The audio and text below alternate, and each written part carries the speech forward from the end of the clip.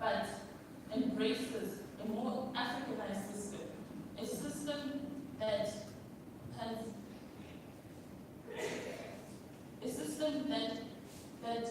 embraces values and beliefs that are more African. To look at our constitution, we wanted not only to imply values such as the Ubuntu, but we wanted to be more explicitly embedded in our constitution. Now, when we talk about values such as the Ubuntu, they have been touched on in the cases such as Wednesday versus the government of South Africa, where Ubuntu was cited as a principle that speaks on humanity. Ubuntu that speaks on another human being, recognizing that another is also a human being.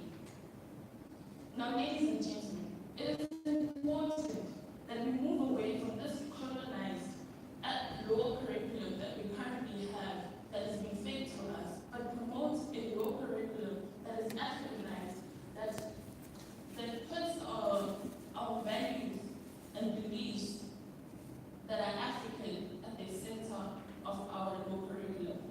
Now, my next speaker, Sanke, will touch on the historical background of our education system.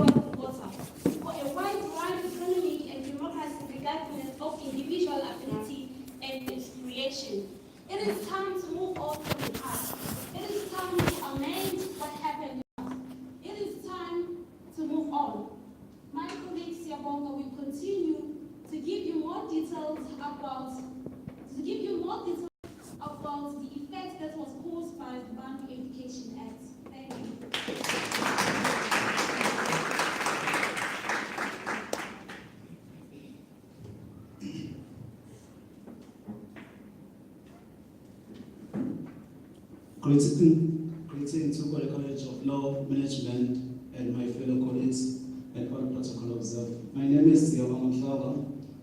I'm a first year LLB student. I will taking over from my colleagues, I will argue about the historical background of the South African education. Initially, in Africa, we had our own form of education, indigenous education, of which we were using this indigenous knowledge in our life situation. Bantu education was served the interest of white supremacy, of which was used to undermine the culture and the principle of Africans. The damages that has been caused by decolonized and apartheid education has degraded the history and identities of the African. This colonial education, the existing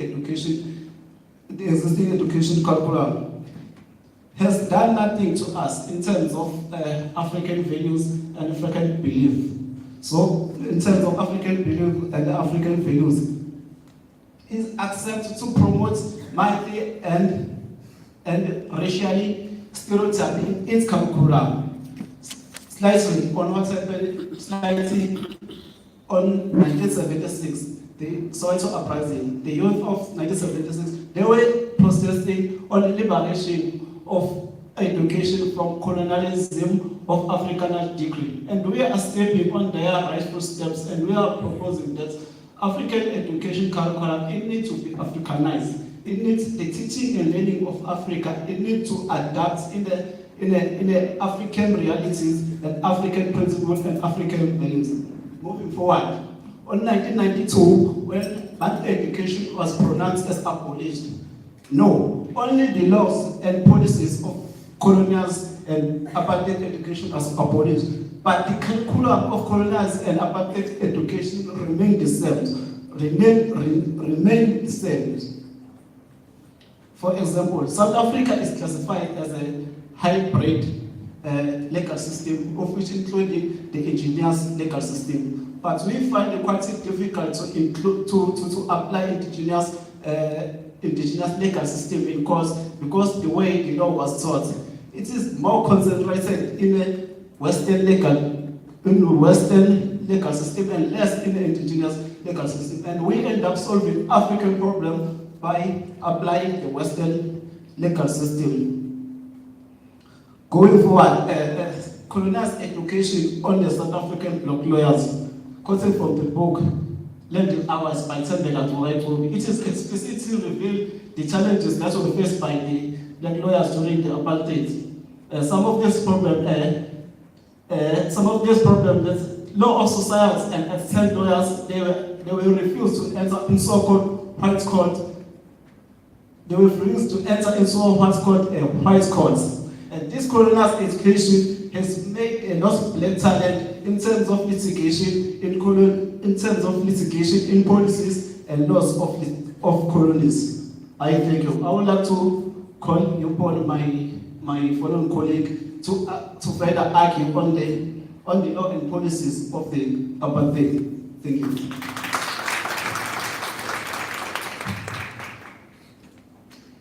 Greetings to the College of Law Management and my fellow legal scholars and fellow compatriots. My name is Leslie Lokonya, an African legal scholar who grows with agony seeing the curriculum that is still under the subjugation of the colonial policies.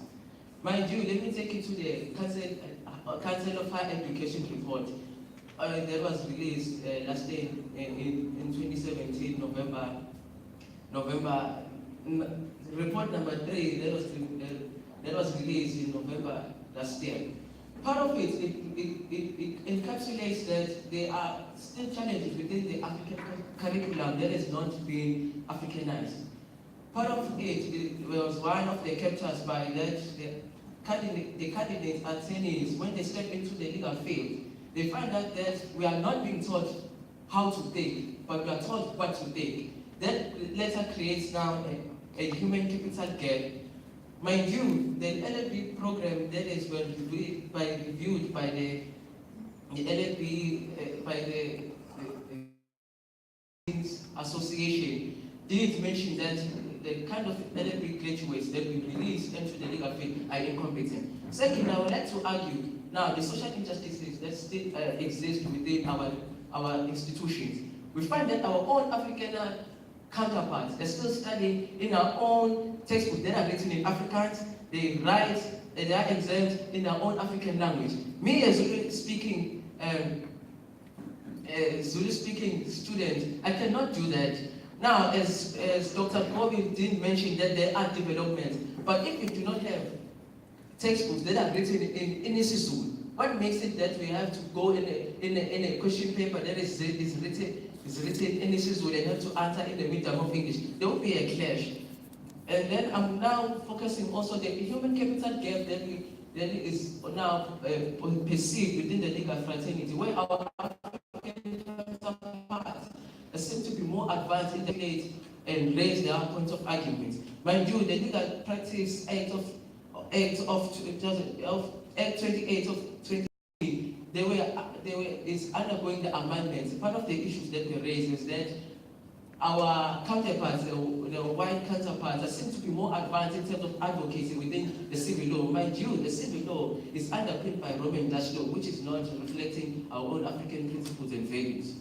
LLB graduates are lacking of those principles and the likes of Ubud. Mind you, South Africa is by African because that if you have a positive history, you're like a vehicle without an engine. There's a current module within the LLB program, historical backgrounds of South African law.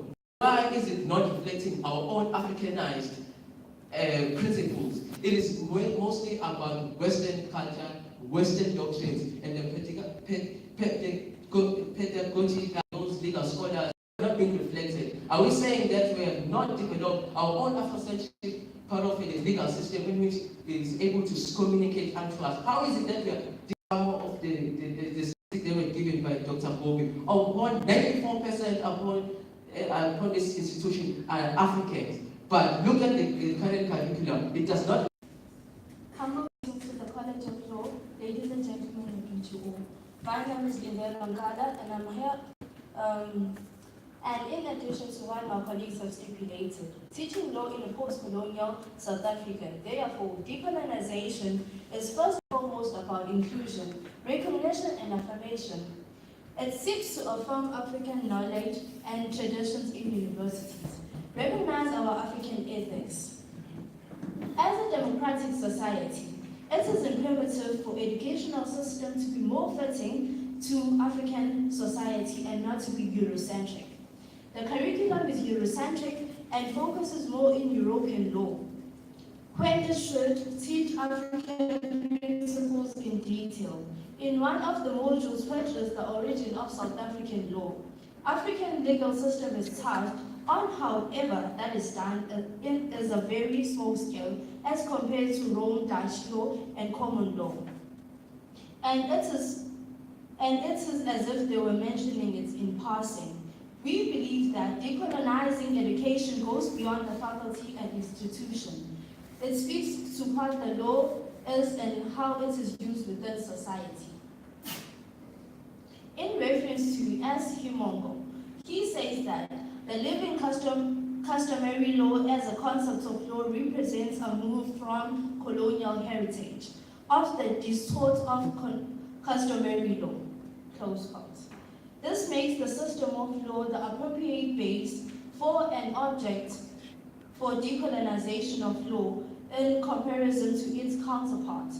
Official customary law, therefore, the education system will be translated and transformed to South African official languages that would make the curriculum to be more relevant and have more language interpreters. Thomas Sankara once said, "There is no vision without provision." Teaching law in a post-colonial South Africa, firstly, the curriculum will focus more on legal history of African society, and secondly, the system of law in a post-colonial legal system, therefore, law would be more Africanized. Thirdly, the curriculum will also focus more on Ubuntu principle and eccentric. In various uprisings of decolonization of education, I will now hand over to my colleague to continue with the role of Constitution in addressing these issues. Ladies and gentlemen, I thank you for the platform.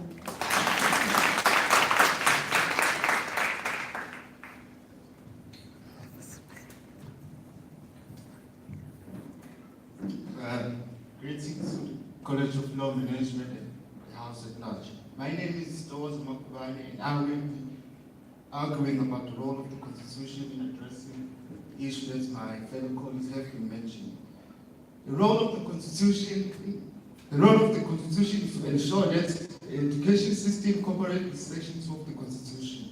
The Section 2 of the Constitution states that the Constitution is the supreme law of the Republic. Law or any conduct inconsistent with it is invalid, and obligation imposed by it must be fulfilled. Therefore, it is against the law for education and university to ignore and infringe the rights is providing. Section 3 also states that citizens are entitled to rights, privileges, and benefits of citizenship. Therefore, our citizenship is being ignored by the education system and varsities that does not give us equal treatment and does not give us equal privileges as all South Africans. We cannot have a system that only favors a certain group of people. The result of this issue has resulted to the fees must fall process back in 2015. Yes, the Constitution is playing its role, but it's failing and continuing failing. In Section 9, in subsection 1, also states that everyone is equal before the law and has the right to equal protection and benefits to the law. But in university, only certain group of people are catered for in terms of language content and history.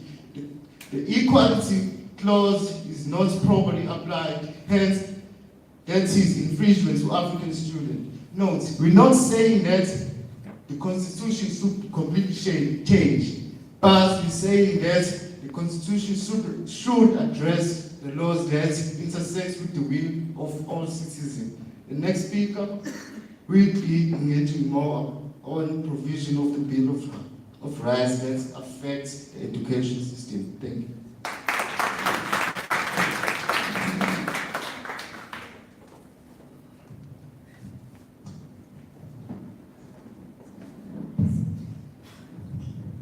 Greetings to the college management and to the room at large.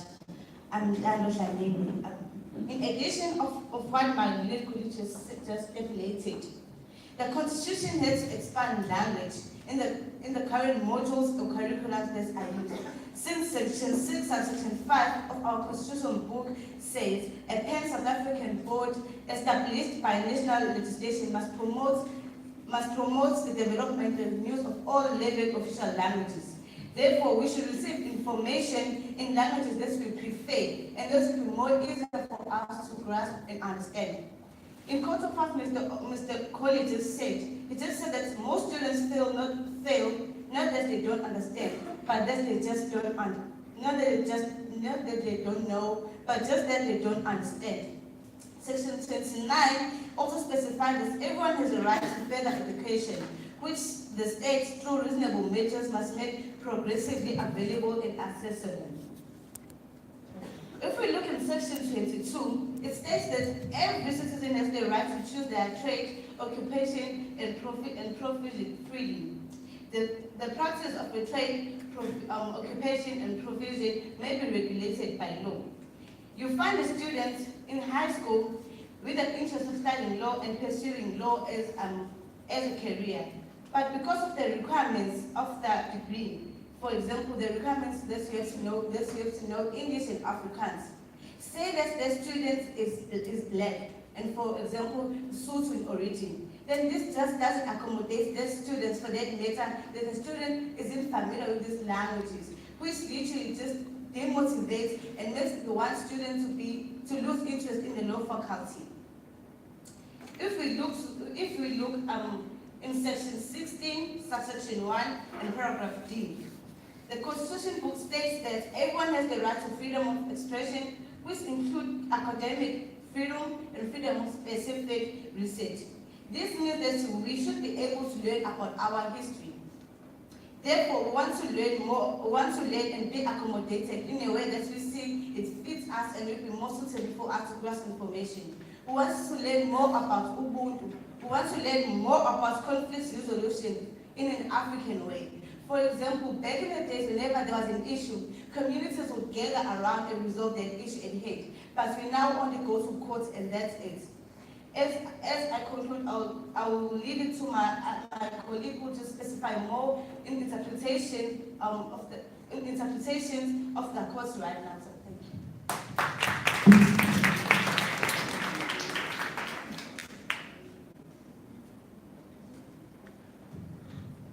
Warm greetings to the College of Law Management, my fellow colleagues in the House at large. According to Mangaliso Robert Sobuke's article he wrote as a member of University of Fort Hare, he lamented the fact that an institution deemed an independent African universities was predominantly guided by Eurocentric schools of thoughts, close quotes. That resulted to students becoming frustrated and ending up, brought up the uprising of hashtag Rhodes must fall and hashtag Fees must fall. We strongly agree to that because we're still guided by Eurocentric schools. Hence, colonializers brought their colonial laws to Africa, and we still practice them. For example, Roman Dutch law.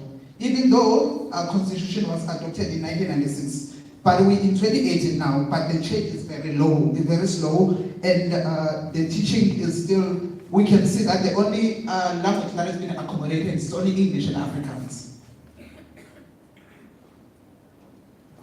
Robert Sobuke once stated this. He further stated that the problem we're facing as South Africa is that we do not have African universities, but rather universities that are European but situated in African countries. Every university, the medium of instruction is in European language, and the content of the curriculum is about European knowledge system of Africans. And that resulted to the lawyers referring more into Dutch laws in our courts. Section 39, subsection 2, interpreting any legislation and when developing common and customary law, every court, tribunal or forum must promote the spirit, purpose and objective of the Bill of Rights. Constitution is not interpreted correctly. Hence, universities are still using colonialized law. Even our modules are presented in a Eurocentric way. Africa is a rich country, which is with its own history, but we are focusing more in European history. University should make sure that the interpretation of Section 39 is implemented correctly, given the systematic instruction, especially at universities for decolonized education, to be introduced. The existing system must be overthrown. Our people and the people that it's supposed to serve must define it for themselves. Constitution is not interpreted correctly. Hence, universities are still using colonialized law. Our modules are presented in a Eurocentric way. Africa is a rich country. I thank you. I will now hand it over to my Lincoln colleague. But before that, the rights in the Bill of Rights are being ignored and interpreted incorrectly by the educational system. The Constitution does provide for the colonialized education system. The fact that universities are ignoring it means universities are infringing and they are not in line with the Constitution. We all know that inconsistency with the Constitution is unlawful. I thank you.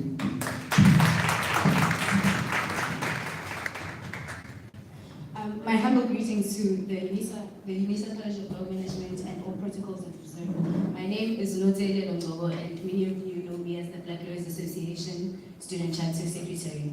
As my colleagues have alluded above, we now want to come up with a solution or a model, and we call it a legal theoretical framework of an interdisciplinary decolonized LLB curriculum. Some of you may be wondering what is interdisciplinary studies. Well, it is the combining of two or more academic disciplines or fields of study. We bring before you people gathered here an approach that combines information, data, perspectives, concepts and theories for two or more disciplines or specialized knowledge to advance fundamental understanding or to solve problems where solutions are beyond the scope of a single discipline. Interdisciplinary studies of law, therefore, offer a platform for a more sincere understanding or a relationship between law and its manifestations and regulatory practices in society. Now, Now, I'm sure that the other team will say to you, but the system right now is working for us, and maybe even go to the extent of making examples of Nelson Mandela, advocates Tuli Madonsela, advocates our favorite advocate, Toby. But let them not fool you. It's even the Council of Higher Education has seen that there's a problem with our current system, and and has selected a few universities, namely the Northwestern University, Walter Sisulu University, and even UNISA, which were in desperate need for change. Before I hand over to my learned colleague, we would like to applaud UNISA in the measures it has already taken to decolonize the curriculum. For example, as Mr. Fakol has suggested, has explained to us before, that they have included the label official damages into the past papers. And going forward, we know that our education is in good hands, and this not only tells us that you are aware of the problem at hand, but that you are willing to do something about it. With all that being said, we thank you. Over to you.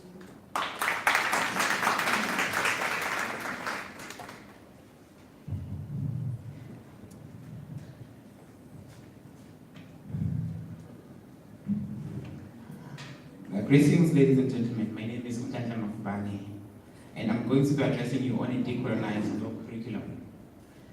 And my team, we believe that decolonization of education goes beyond the universities as institutions of higher learning.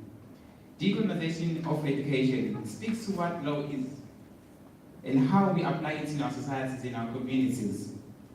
We are therefore proposing that in light of the 24 years of democracy that we have in South Africa, today we are still sitting here debating on what measures do we need in order to ensure that we decolonize education. And that alone is a farce, it's a joke.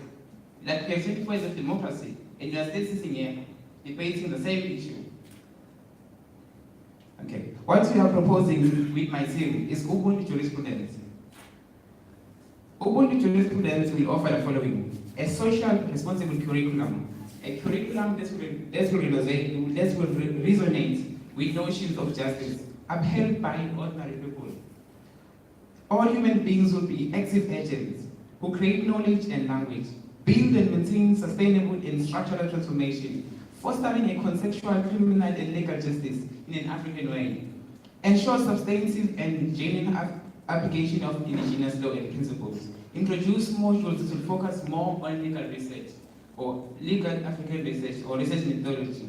Furthermore, decolonizing education will assist us in terms of developing African customary law as well.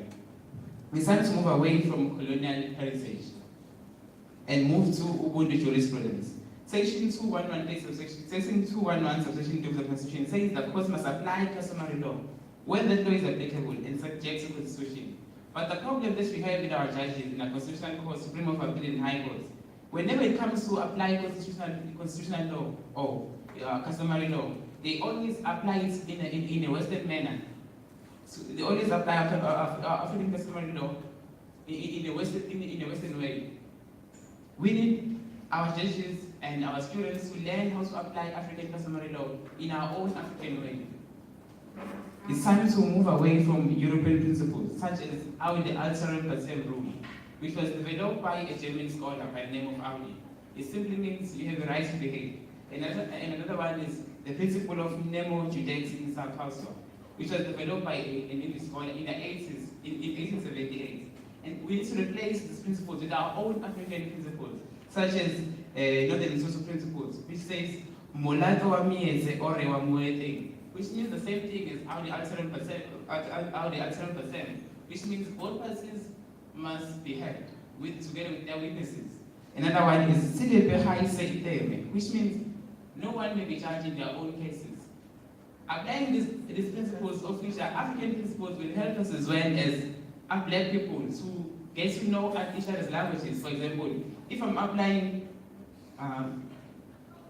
imoto wayilethe, it will help me to learn Sutu or Venda. The Venda as well, they apply Zulu principles.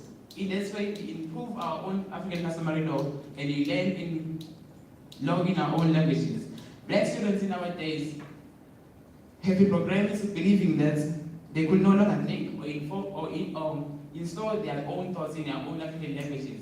We were always subjected to these Roman law principles and European ways. The settlers, when they came to Africa, they used only two weapons, which was guns, to subjugate us physically, and language to subjugate us spiritually. I would like to close by stating that the current curriculum has resulted in instances such as roads, who contributed to the human rights law. The very same human rights law is being affiliated to scholars. They are saying that it was drafted in 1996. Meanwhile, Mike Mangena was the first one to propose the same thing in 1906. Why are we not learning about our own people? Let's decolonize this European education. Thank you.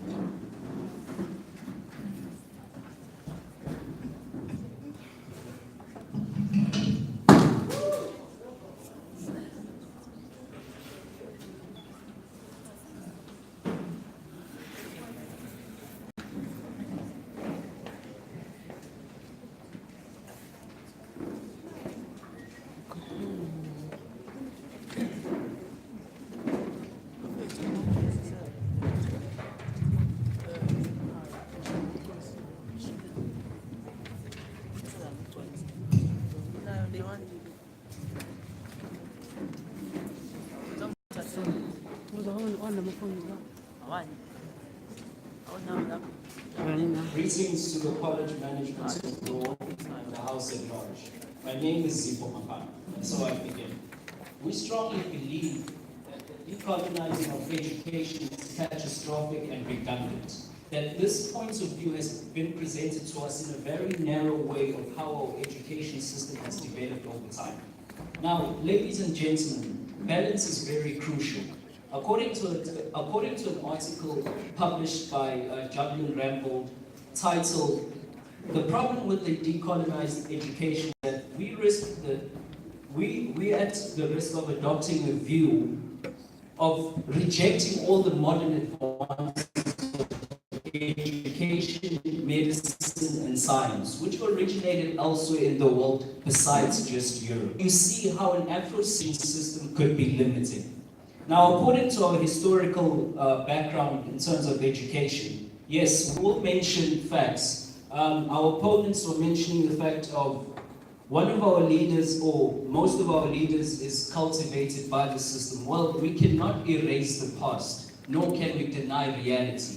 Because the likes of Anton Lambele, Walter Sisulu, Oliver Tambo were cultivated by the system, and that is the reality.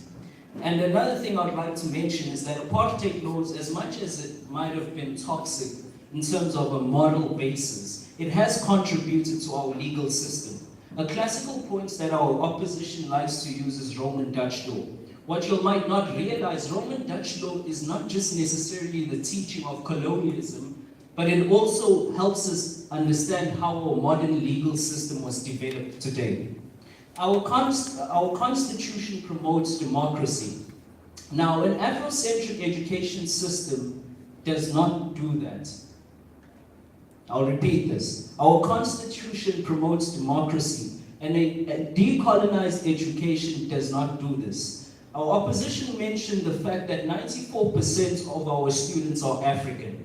What our opponents are proposing is that we focus only on the 94% of students of UNISA and reject the rest. This is a form of discrimination, and quite ironic because the whole argument you've been proposing to us is of disclusion. Now, ladies and gentlemen, we should also realize that regarding the law curriculum, there are African modules included in the system. Now, The problem is we have a functioning law curriculum. As a matter of fact, I am doing African customary law as we speak. Now, the risk of removing an existing functioning law curriculum, what we propose is that why don't we further develop these integrated modules into our LLB curriculum? Now, so then the question is, to all law students present in this room, as this case affects us all, would you risk a sustainable LLB curriculum for the possibility of an unsustainable law curriculum? We believe that this is a much more concern we should argue about and ask ourselves individually. Thank you. I'll now like to hand over to my colleague who will elaborate further on our standing points of view.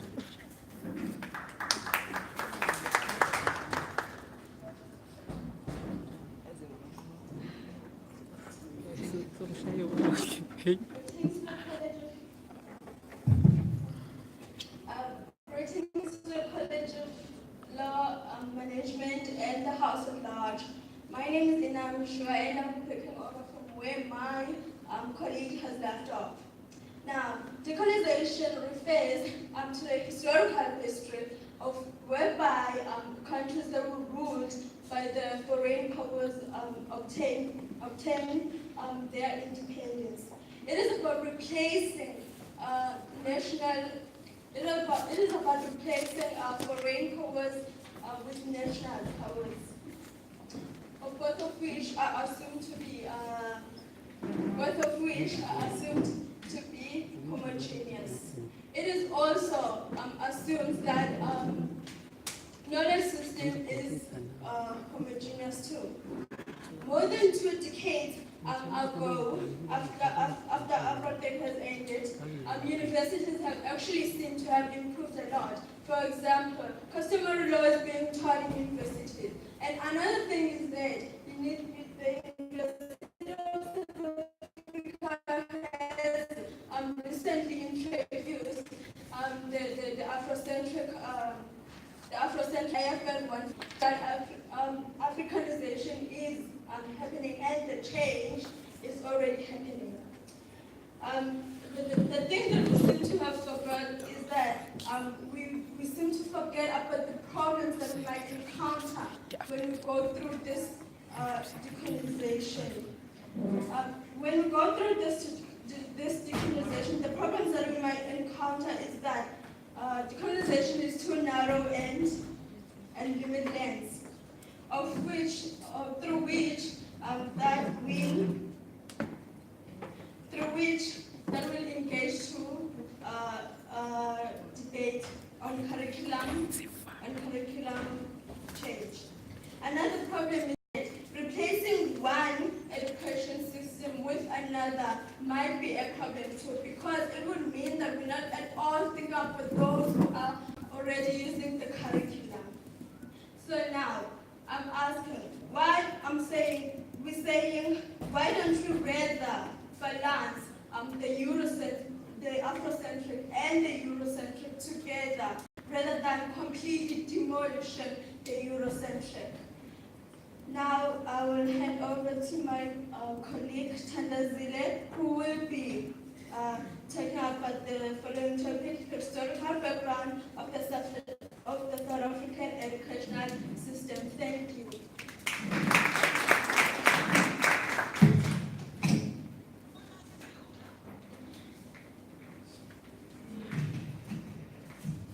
The College of Law Management, the audience, I greet you all. My focus today is on the historical background of the South African education system.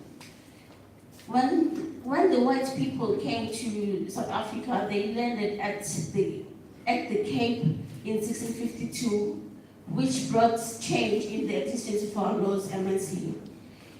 They also gave the opportunity to us as Black people to learn their languages and the existence of their values.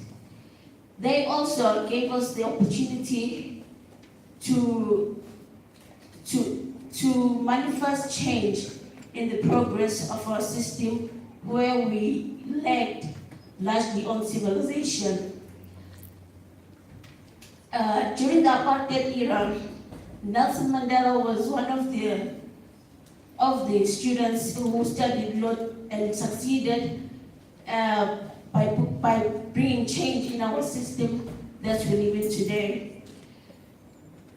If we were to decolonize the system today, it doesn't mean not acknowledging the system that was introduced to us as a positive one that will add value to the living existence as we progress as a nation.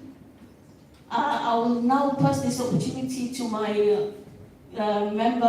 team member, Kolisile, who will be elaborating on apartheid laws and their existence.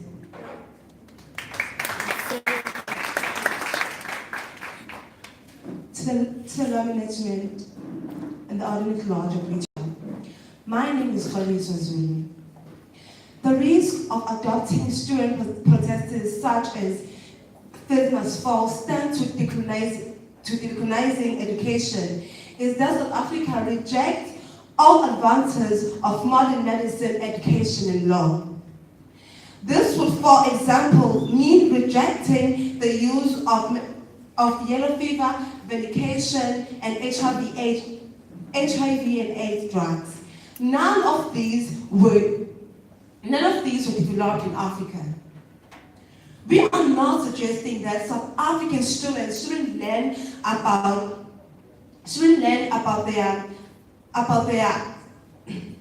their own country, continent, and remarkable work that is being done by African researchers.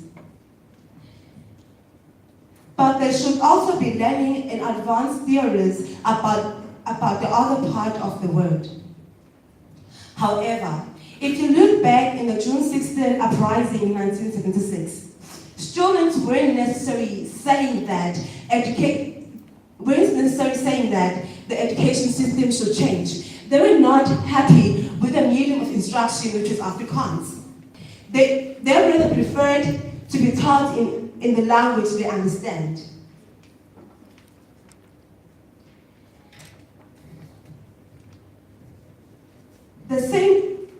If you look back before the apartheid system,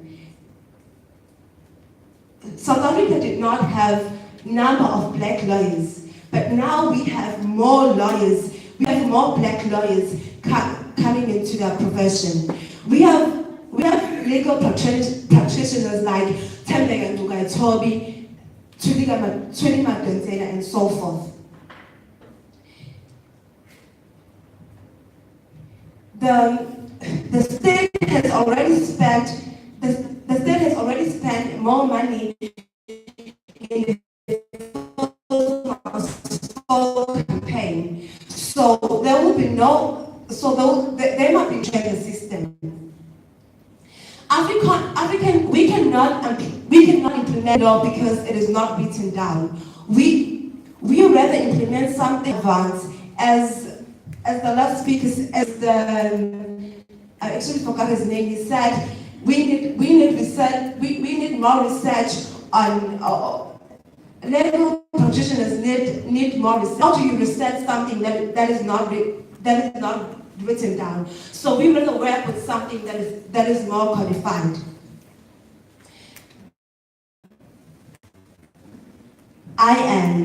Let us improve what we already have, and our hope is that we lead internationally. I will now hand over to my learned colleague David.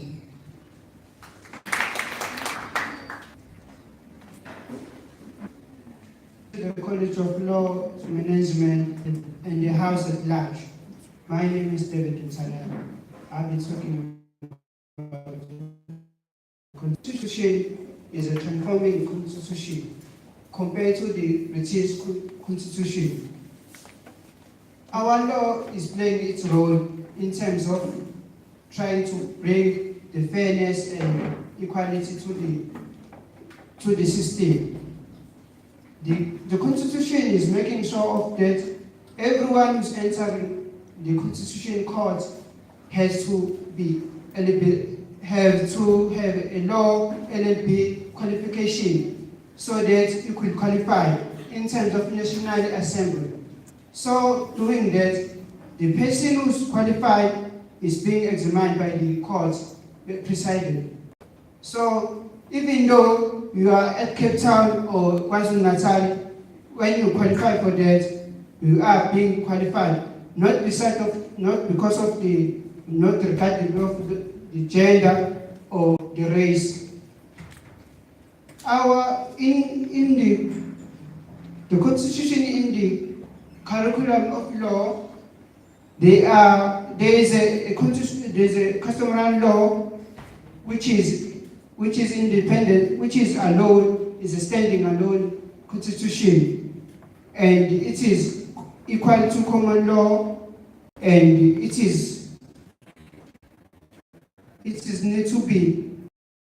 must be tested against the constitution of Africanization. So for that Africanization, it is challenged. So before there was this module involved in every of the subjects or modules that were doing by the course, by the LAB curriculum modules.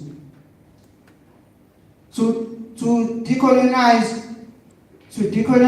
the courts or the way how the things are operated, the colonization of the traditional leaders, they were recognized by the court that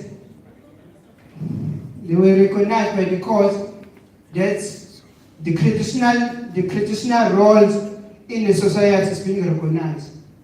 Such example, the host, they were recognized by the court in the presence of court chapter 12, which is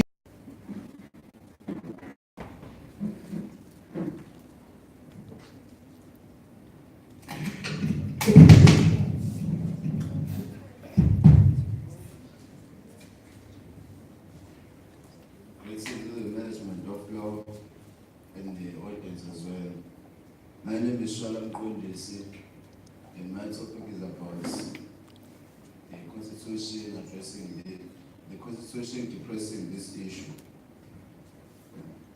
That education, professionals, the experts, the policy makers, practitioners are here today to let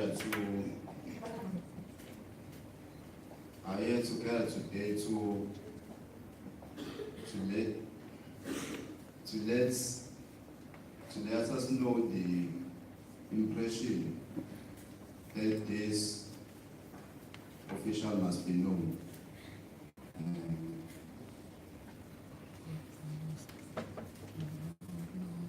What matters is that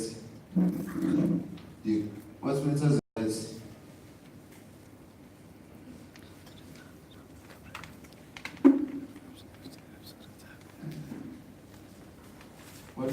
that this should come to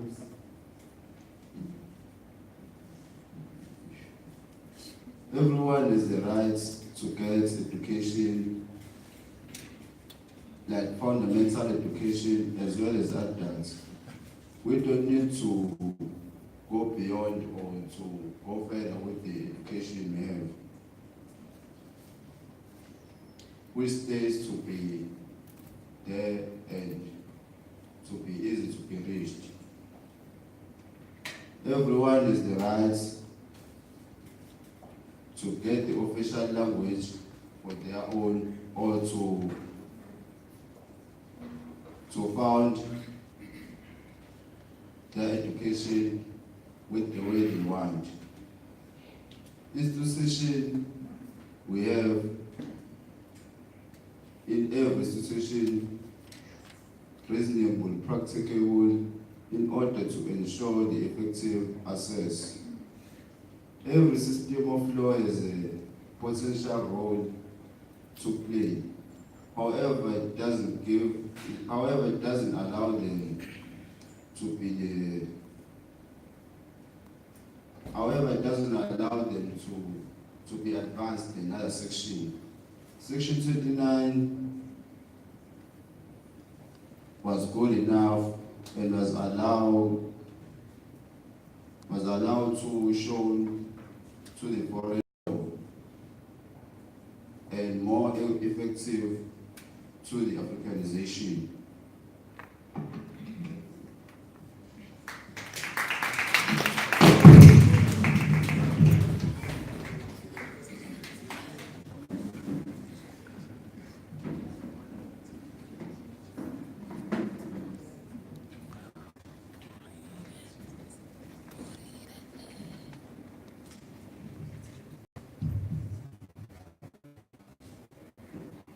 College of Law Management and the Harvard Lodge. I am Precious Ngidi from the team against the motion at hand. I will be presenting. My presentation will focus on teaching in a post-colonial or post-apartheid era. Okay. Firstly, before we go to our argument, we would like to address issues that have been brought forward by our counterparts and the question that has been posed by the Council on Higher Institutions. Okay. And our counterparts came forward and raised the issue of linguistic barriers as one of the reasons why they want to decolonize the education system. The thing is, if they were listening correctly, Dr. Golek just said now, our legislations are available in most of our official languages. And if there is a language issue, with focus to our topic, let us look at section 29, subsection 2 of the Constitution, will allow us to receive education in the language of our choices. This might not be happening because there's a limitation within that provision that says it can only be possible if it is practical to do so. If it's practical in today's society to do so. So we have Minister as an example. In the presentation we had earlier on, where we see that we are gradually moving forward. Why then do we need to decolonize the curriculum as a whole? Okay. Our counterpart also came forward with an argument saying there's a problem with the interpretation of the laws. If it is the interpretation of the laws which is our problem, why then decolonize the curriculum? Let us deal with the problem we have, which is interpretation of the law. Let us advocate for an educational system that will be more accommodative for African customary law. Okay. Moving forward to the question posed by the Council on Higher Education, on Higher Institutions. The question states, what implications does decolonization have on the pedagogy? What implications would we have if we are to decolonize, if we are to go pro-African? We have to change the way in which our law is being taught. Do we have at the current moment people who are well equipped to teach us? Do we have people at this current moment who are well equipped to teach us African customary law in a manner that is appropriate in the way that you have suggested?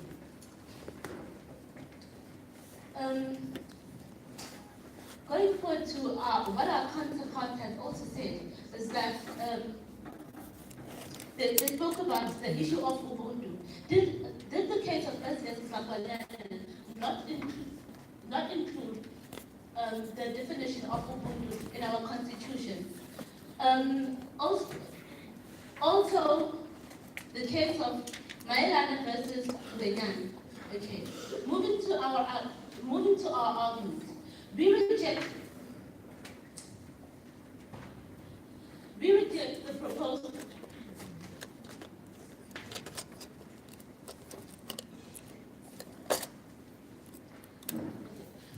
We reject the proposed idea that the curriculum should go pro-African. Why do we say so? This is because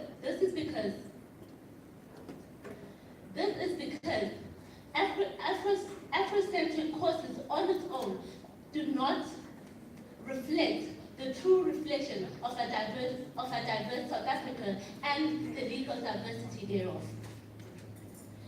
I'd like to draw your attention to the definition of curriculum as stated in a presentation by Professor Soma in her presentation titled Decolonization, Meaning and the Impact on the Profession. She defines curriculum as the list of topics that are being studied, what is being studied, and how it is assessed and taught. And it goes to an extent that who are being taught and who is being taught. If you are to look at this definition, in light of this definition, we look at the modules that are being offered. Looking at all institutions that offer the LLB curriculum in South Africa, we do have modules that look at African customary law or indigenous customary law.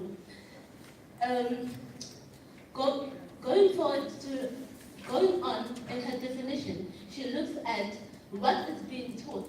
If we look at the content of what is taught in modules that relate to African customary law, I would like to make an example of a module studied in the University of KwaZulu-Natal. Okay. The module legal diversity, the module legal diversity, under that module, they deal with topics such as ubutwala, ilobolo, and ubungena. These are African customary laws which are still practiced in today's system. The thing is, we cannot go all pro-African because the way in which African laws had been done was not codified. Where then would we get our source of reference? Who then is going to tell us what to do? Unless we find a model that is going to tell us how to do checks and balances, how to do checks and clearly define checks and balances, and set the procedure of amending the law, and give the people a clear indication of their rights rather than having law which is just said in passing. I would now like to hand over to my learned colleague, Solis Nogwadi, to continue on teaching in a post-colonial South Africa.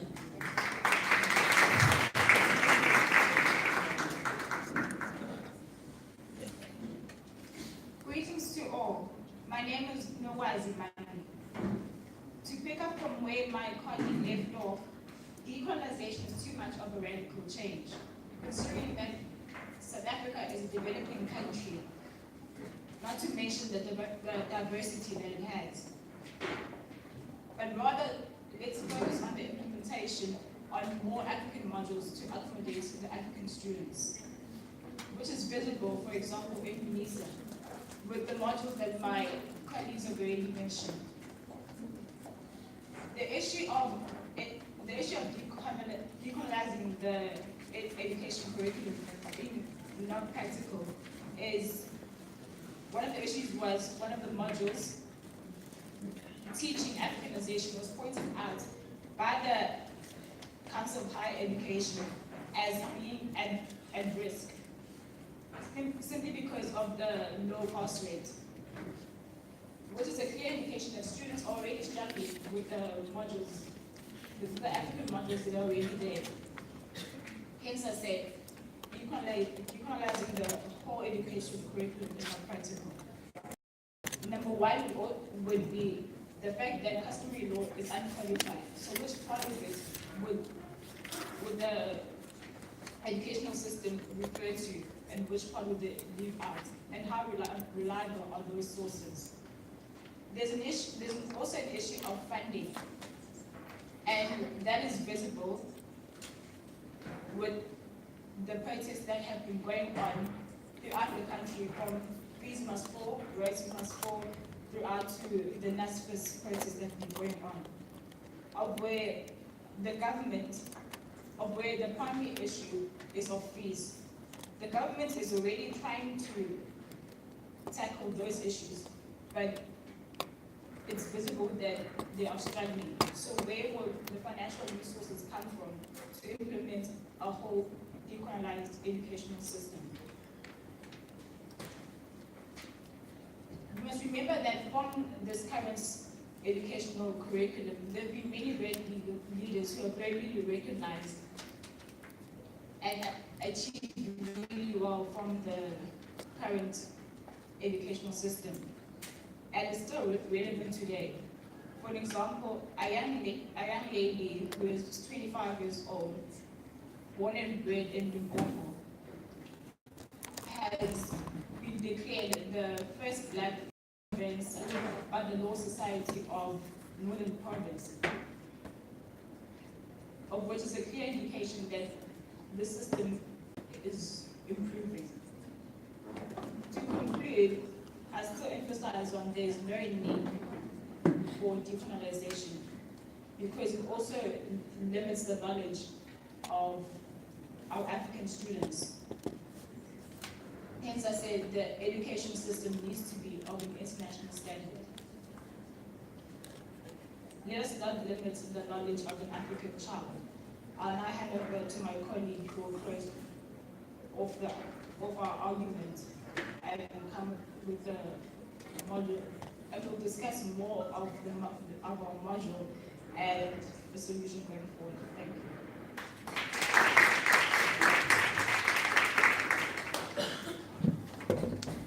Greetings to the House at large and all protocols observed. My name is Vusumo Zekro. I'm going to be handling the sub-theme which deals with the decolonized law curriculum. Ladies and gentlemen, allow me to draw to your attention that decolonized system, it creates a barrier and problems on us trending and to be at world standards. For example, when we go to court, there are legal disputes that are being presented to our law, to our court of laws, which mainly deal with scientific and technological issues. Therefore, with the proposition that is being given to our counterpart colleagues, that we need to decolonize our curriculum, how are we going to deal with those issues?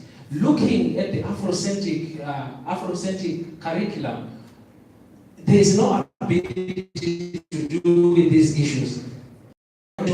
We clearly submit to us that decolonization is not the way to go, because our current curriculum, it has the mechanism to solve these issues. To further my argument, allow me to bring your attention to the fact that our curriculum here at UNISA, it is inclusive of Afrocentric modules. And to amplify further, I will give examples of these modules. AFL 1501, PLS 1502, HFL 1501, LIN 1502, IND 2601, LCP 4804, LME 3701, which also gives an opportunity to research on Afrocentric topics, and also RRLB 81, which also gives the opportunity to look at Afrocentric topics. Therefore, I pose a question to my counterparts. Why are you shooting yourselves in the foot? We already have a curriculum which is providing the solutions to the problems that you have highlighted. We then to the House at large that no to the decolonization of our law curriculum.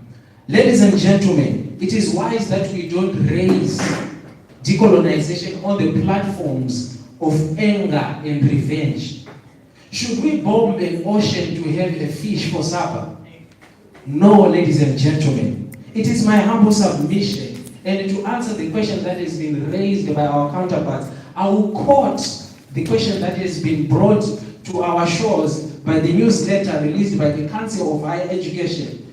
And I will quote, "Is decolonization of the curriculum an adequate concept of mapping the transformation desired in our curriculum and curriculum? How do we avoid replacing one orthodox with another, and I will repeat this question again. How do we avoid replacing one orthodox with another? It is clear by the submissions of the counterparts that they need black superiority over other races. Ladies and gentlemen, I would pose this question again. How do we avoid replacing an orthodox to another? And then my answer, and then our answer to this question, no to the decolonization of our law curriculum. Notwithstanding the right of education and language, allow me to zoom in the section 29 to make a proper articulation of what section 29 subsection 2 paragraph B entails. There is an aspect of practicability that our constitution provides, and therefore to teach law curriculum in 11 official languages, ladies and gentlemen, it is not practicable.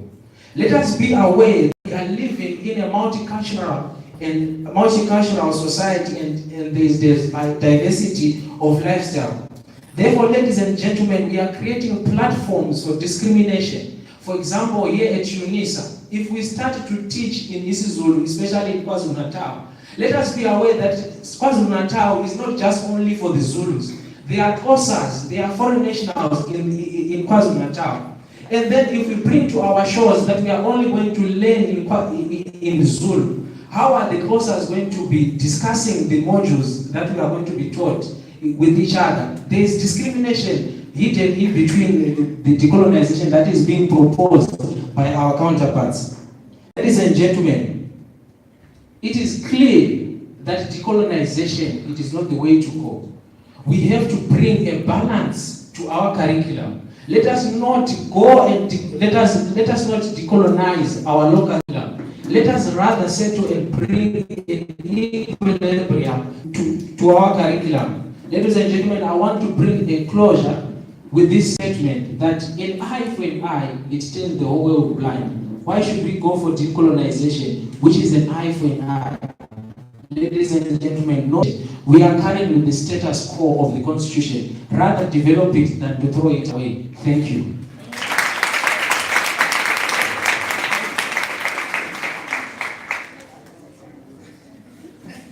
Thank you, ladies and gentlemen. I think they deserve another round of applause.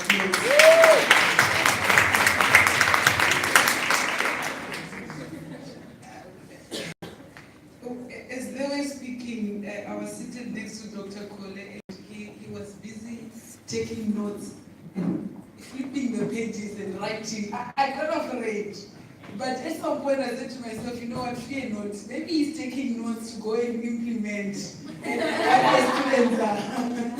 I'm going to call upon Dr. Kole to give us a review of the debate.